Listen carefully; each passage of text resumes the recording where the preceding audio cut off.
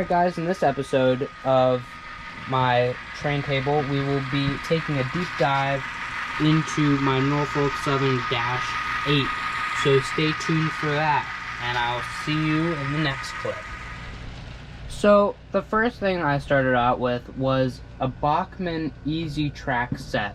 I didn't really start off big, I just kind of started off with my Bachmann Easy Track set that up around in a circle every once in a while. And you know, kept the dream alive that one day I would have a train and a train set. So that's kind of where I started, and where I am now is a completely different kind of situation. My train just stopped. Is a completely different kind of situation.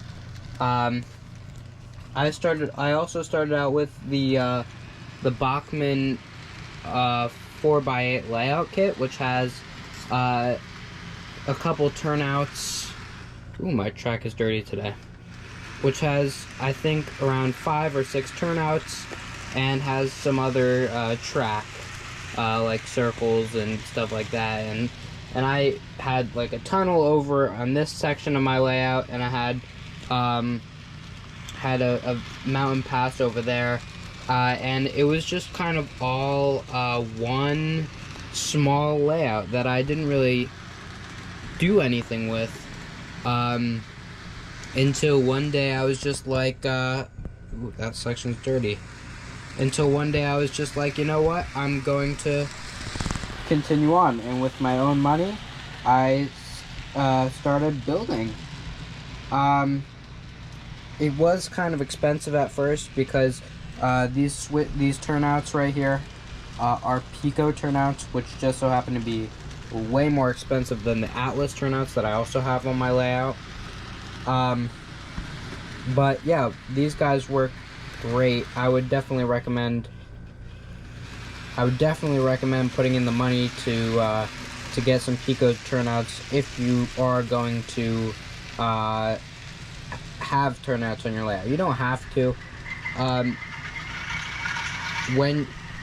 Sometimes when you're starting on your layout, you don't have to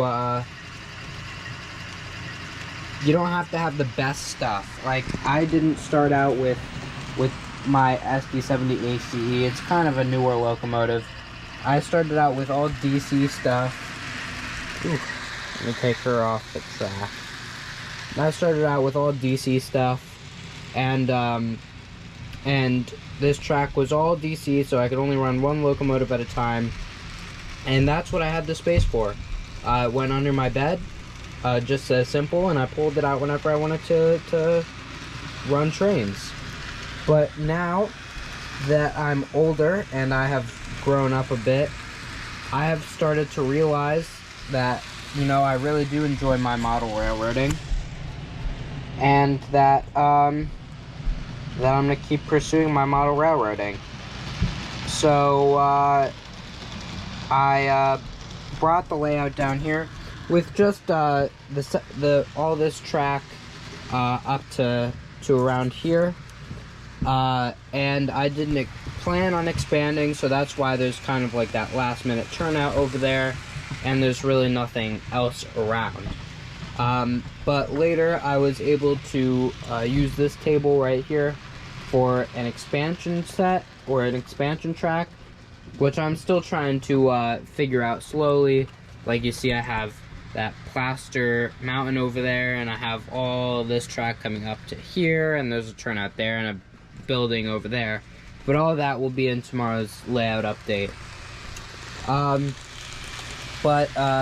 Yeah, so I kind of just started out with a 4x8 layout, or as it's kind of the most common layout now, but it's the door layout, as most people like to call it, or some people like to call it, I don't really know. And yeah, I was just, you know, going along with life. I had the turf and everything on it, but something wasn't sitting right with me and my Bachmann Easy Track. So what I did was I said I wanted to ballast my own track, which is completely up to you. If you guys are starting out, I would definitely recommend you get a starter set, and especially for children, I would recommend a starter set, which comes with your locomotive, which comes with your cars, and it comes with a loop of track.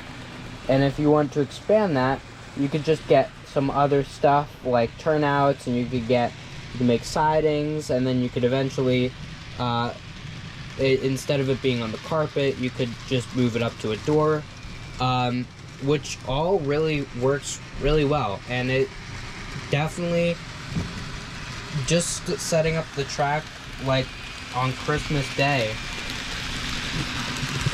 can get really anybody into the hobby. And so